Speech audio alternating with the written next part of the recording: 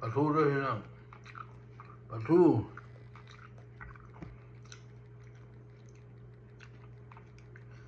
คิดว่าตอนยุสุนโปศูนย์เมืองไทยกินแต่ปลาทูทุกมื้อพี่น้องแซ่บอยู่จนหน้าก็เป็นปลาทู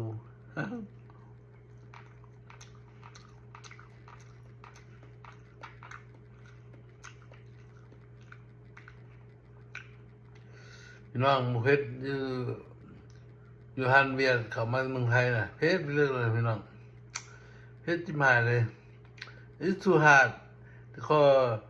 ไทยเชอรี่ไทยฮาร์เปเปอร์ใส่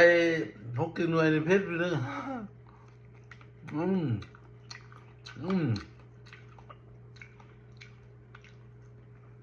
ถึงใจเลยเพชร